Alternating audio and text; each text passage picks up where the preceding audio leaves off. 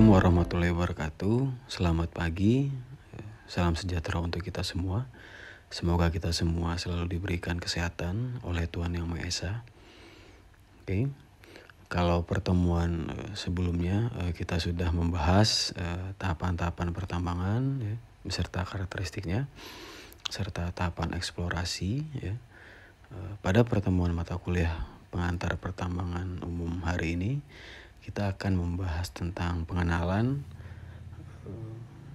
tipe dan bentuk endapan ya. Jadi karena ini pengantar pertambangan ya, jadi sifatnya hanya pengenalan ya. Nanti detailnya akan Anda dapatkan di mata kuliah Genesia Bahan Galian.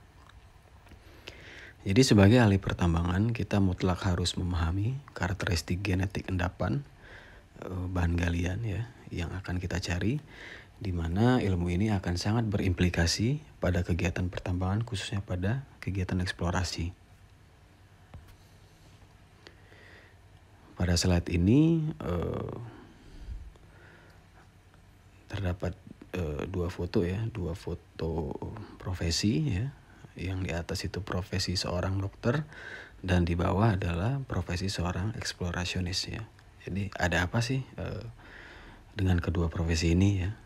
Jadi saya menganalogikan seorang eksplorasionis itu memiliki kesamaan dengan dokter ya, di mana seorang dokter harus memahami anatomi tubuh ya, organ-organ tubuh ya. Nah ini sama halnya dengan seorang eksplorasionis ya. Jadi seorang eksplorasionis harus memahami karakteristik genetik ya dari endapan-endapan yang akan ia eksplorasi atau ia cari. Kemudian berdasarkan proses terbentuknya, endapan diklasifikasikan menjadi dua ya. Yang pertama endapan primer. Endapan primer adalah endapan yang proses pembentukannya berhubungan langsung dengan mamatisasi ya, proses mamatisasi. Contohnya endapan mamatik cair ya, yang terdapat di Kanada. Kemudian endapan skarn porfiri yang terdapat di Papua Indonesia. Kemudian epithermal Bogor ya, di Pongkor Jawa Barat Indonesia.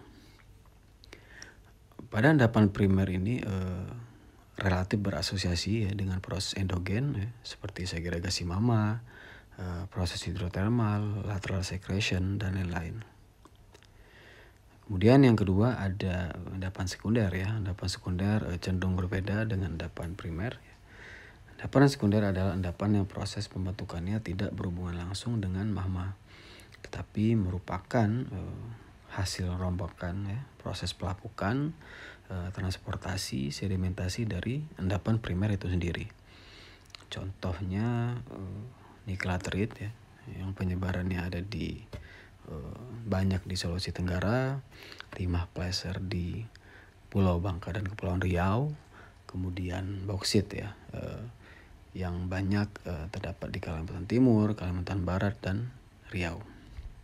Oke, jadi kalau kita berbicara endapan sekunder itu tidak lepas dari proses dispersi ya, proses dispersi baik itu dispersi mekanis dan juga dispersi kimiawi.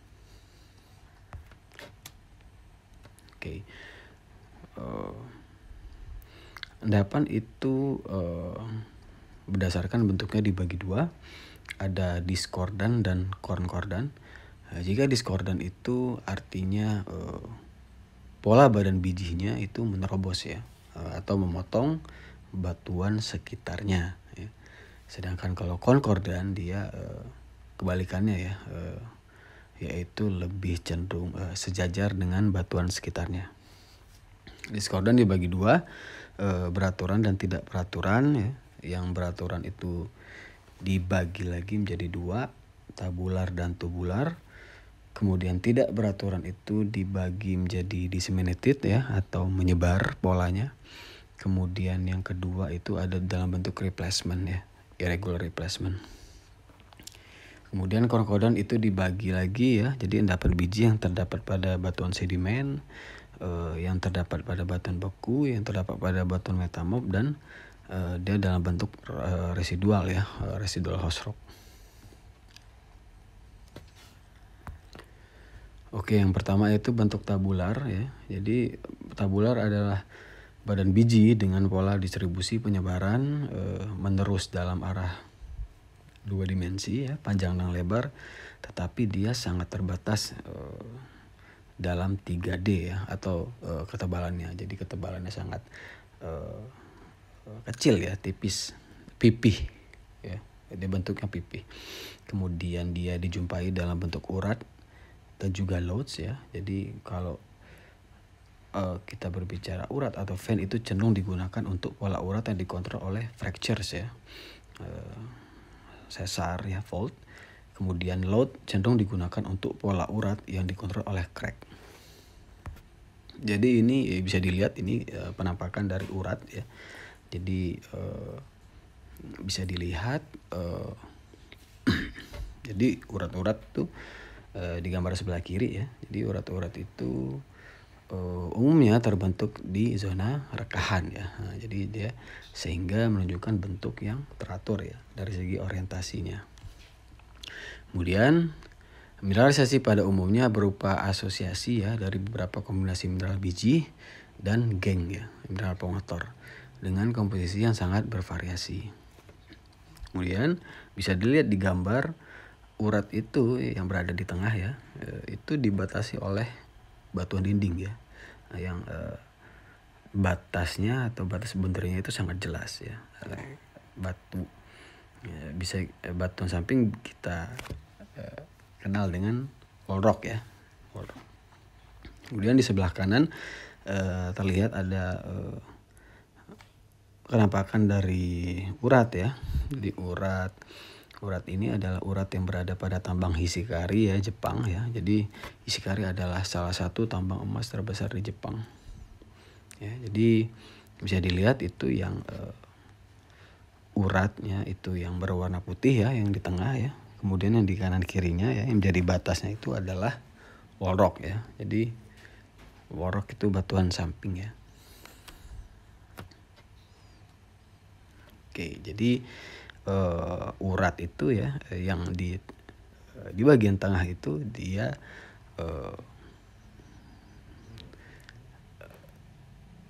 didominasi oleh mineral kuarsa ya. Jadi mineral kuarsa. Oke. Kemudian karakteristik urat yang bervariasi itu menimbulkan konsekuensi ya dalam kegiatan pertambangannya. Yang pertama itu komponen mineral yang tersebar tidak merata, itu menjadi tantangan tersendiri ya ketika kita akan mengambil sampel batuan ya, sangat dituntut untuk memahami karakteristik alterasi dan mineraloginya. Kemudian yang kedua, mineral biji dapat berupa kristal-kristal yang kasar ya. Jadi ini juga merupakan tantangan pada saat kita ingin mengambil volume ya, mengambil sampel ya. Nah, ini volume samplingnya juga akan semakin besar gitu. Kemudian lebar dimensi urat yang sempit ya. Jadi dimensi urat yang sangat tipis ini akan rentan dilusi ya, dilusi dari batuan sampingnya. Kemudian perbedaan kadar pada urat dan batuan samping sangat bervariasi ya. Nah, jadi kalau kita berbicara urat ya, itu terdapat fasies ya. Terdapat fasies yang di mana setiap fasies ini mengandung kadar emas yang berbeda-beda ya. Kadar logam sulfida yang berbeda-beda. Jadi maka hal ini sangat mempengaruhi metode samplingnya. Kemudian ketebalan yang sangat berfluktuasi ya. Jadi berbeda dengan endapan batu bara ya. Kalau ketebalan dari urat ini dia bisa tiba-tiba mengalami perubahan ya, atau fluktuatif. Nah, jadi ini juga menghasilkan tantangan juga ya dalam proses interpolasi nanti ya, interpolasi data grid density-nya. Oke, jadi badan biji bentuk urat ini di Indonesia dapat ditemukan umumnya di segala kepulauan ya di Indonesia ya. Jadi selagi daerah itu memiliki gunung api ya, dia akan berpotensi mengandung urat ya, urat emas.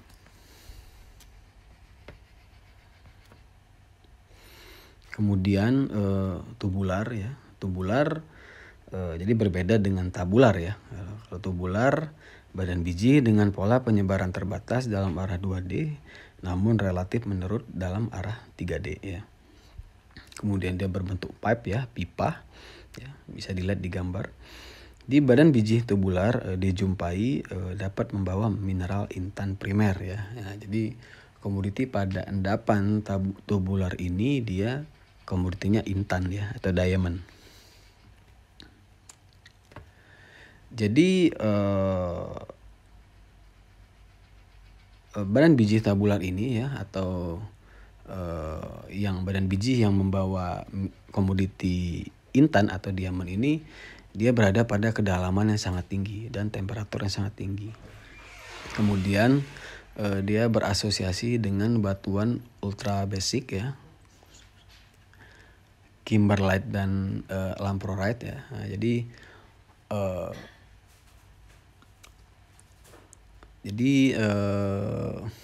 nama endapan ini ya, nama kimberlite dan lamprorite ini dijadikan sebagai nama tipe endapan ya. Jadi nama tipe endapan yang mengandung diamond ini disebut dengan tipe endapan kimberlite dan lamprorite. Jadi ini berlokasi di Afrika Selatan ya. Oke. Jadi bisa dilihat di gambar yang berwarna yang sebelah kanan ya. Jadi akibat gaya endogen ya, itu menghasilkan proses eksplosif ya, dan membuat dia menyerupai seperti pipa ya. Jadi kalau kita lihat di bagian atasnya, di bagian atas endapan ya akan terdapat krater ya, dan juga batuan tufaan ya, yang dimana ini mengindikasikan adanya proses eksplosif.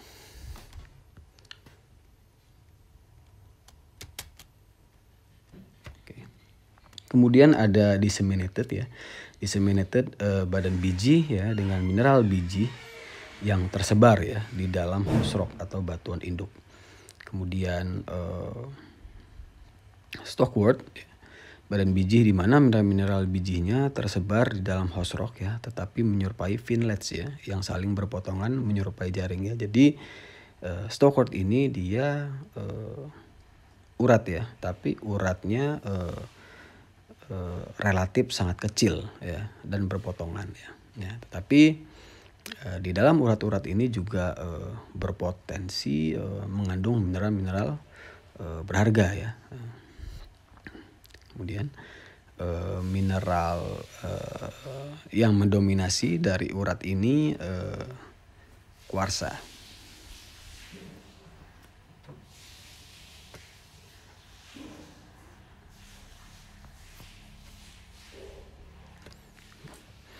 Kemudian kita masuk ke konkordan ya. Jadi kalau kita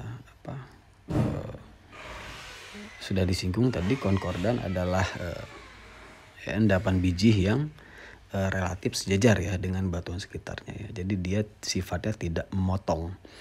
Oke, yang pertama itu ada sedimentary host rock ya. Jadi sedimentary host rock ini merupakan salah satu tipe endapan yang unik dan sangat jarang di Indonesia. Di mineral biji ya dapat terbentuk secara integral ya pada stratigrafi batuan yang terbentuk secara epigenetic filling ya. Jadi epigenetic filling itu adalah proses pengisian mineralisasi setelah pembentukan proses batuan. Kemudian endapan ini pada umumnya tersebar secara sejajar pada batuan induk dengan bidang perlapisan batuan sedimen ya. Nah, jadi kalau kita berbicara tentang sedimentary host rock ini, kita kenal dengan tipe Carlin ya, tipe Carlin ya. Jadi tipe Carlin ini tipe yang sangat unik ya dan sangat jarang terdapat di Indonesia. Jadi tipe Carlin berasosiasi dengan batuan karbonat ya. Jadi pada umumnya berasosiasi dengan batuan karbonat ya. Kemudian dia mempunyai karakter yang unik ya. Jadi tipe Carlin ini dia memiliki atau mengandung emas yang ukurannya sangat kecil sekali ya. Jadi berbeda dengan endapan emas yang ada di tipe-tipe lain, dia ukuran emasnya berukuran submikron ya. Jadi sangat sulit untuk dilihat oleh mata telanjang. Oke, jadi bisa dilihat ya di gambar. Jadi proses mineralisasinya ya itu sejajar dengan batuan-batuan sekitarnya ya, bisa kita lihat di gambar ya sebelah kanan ya. Jadi dia menerobos limestone ya, shale ya, itu bisa dilihat. Nah, ini sangat unik. Kemudian yang kedua ada igneous host rock ya. Jadi dia endapannya terbentuk di dalam batuan beku ya. Dibagi menjadi dua. Ada volcanic host ya. Jadi dia berupa stratiform atau perlapisan. Kemudian lenticular ya. Kemudian berlembar. Kemudian yang kedua dia adalah bentuk plutonic host ya. Terbatas berbentuk stratiform ya. Bentuk lain yang muncul berupa endapan ortomarmatik nikel ya, Cu sulfida ya. Nah, jadi kalau kita berbicara tentang endapan yang ada di batuan beku ini ya, khususnya pada plutonic host ini komoditinya adalah nikel ya. Tapi nikelnya berbeda dengan nikel laterite ya. Nikel laterite. Jadi dia nikelnya berasal dari proses magmatisasi ya. Nah, jadi komoditi yang bisa kita ekstrak ya di dalam badan biji yang bertipe igneous host rock ini ya, khususnya plutonic host ya. Ini ada PGA ya, nikel ya, Cu sulfida ya. Jadi PGA itu adalah platinum group elemen ya. Jadi itu yang logam-logam ya, yang termasuk grup platinum ya, seperti ruthenium ya, rhodium, palladium, osmium, indium, dan platina. Oke. Kemudian ada bentuk igneous host rock ya, tetapi dia diklasifikasikan sebagai volcanic host rock ya. Jadi dia bertipe Kuroko type ya. Nah, jadi volcanic host rock ini disebut juga dengan tipe Kuroko ya, atau disebut juga dengan volcanic massive sulfide ya, atau VMS ya. Jadi ini merupakan endapan sulfida logam dasar ya, yang berhubungan dengan vulkanisme terkait dengan proses hidrotermal ya. Tetapi dia unik ya. Jadi proses hidrotermal itu berada di lingkungan bawah laut ya. Jadi bentuk dari endapan yang bertipe Kuroko ini dia sangat unik ya. Bisa dilihat di gambar dia bertipe lensa ya. Lensa. Jadi bisa dilihat ya. Jadi di gambar itu ya, jadi endapannya yang berbentuk lensa itu mengandung pirit ya, sphalerite, galena, kalkopirit, dan juga perak dan emas.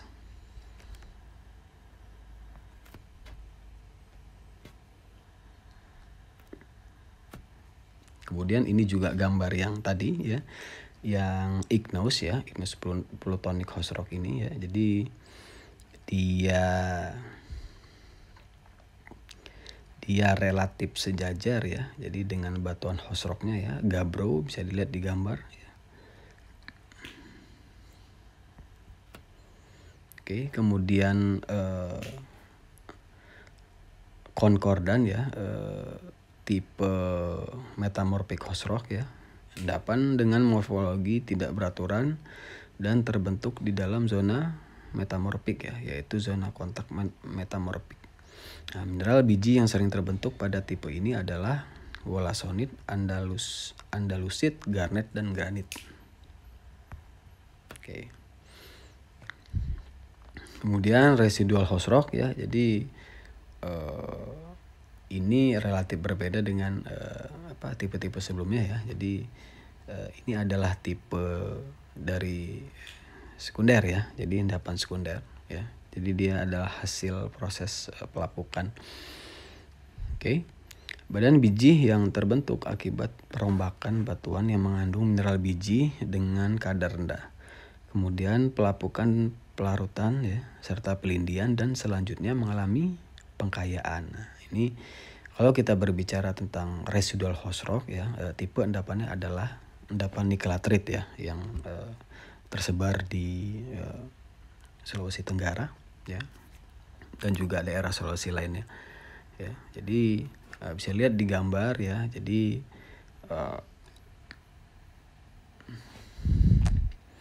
batuan asal ya, batuan asal dari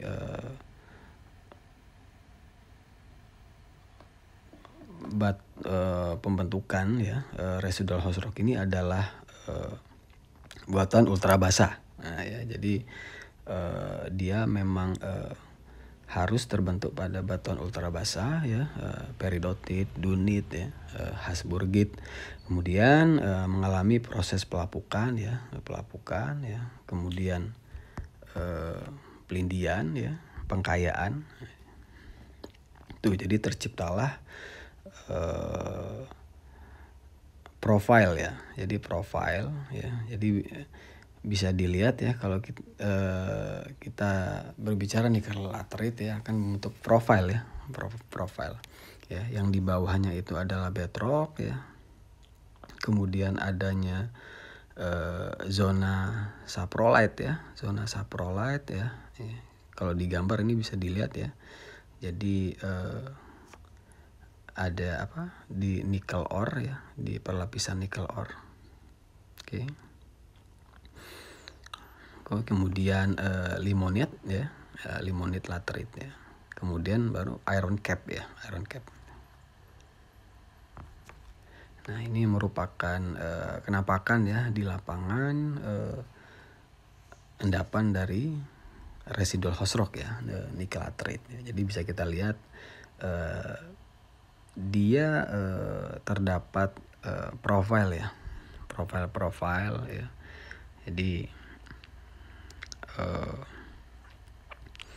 bisa dilihat ya. Jadi di bagian bawah itu bedrock ya. Di atas lagi dia zona saprolite ya. Jadi zona saprolite ini zona yang kadar nikelnya sangat tinggi ya, sangat tinggi. Jadi biasanya diindikasikan dengan hadirnya mineral garnierit ya, mineral pembawa logam nikel ya. Oke, kemudian di atas zona saprolite itu ada limonite, kemudian iron cap ya. Jadi iron cap ini dia sudah relatif dekat dengan overburden ya. Jadi dia banyak sekali mengandung mineral besi. Jadi itu. Jadi sekian kuliah dengan materi pengenalan tipe dan bentuk endapan. Jadi selamat berjumpa pada pertemuan selanjutnya. Wassalamualaikum warahmatullahi wabarakatuh.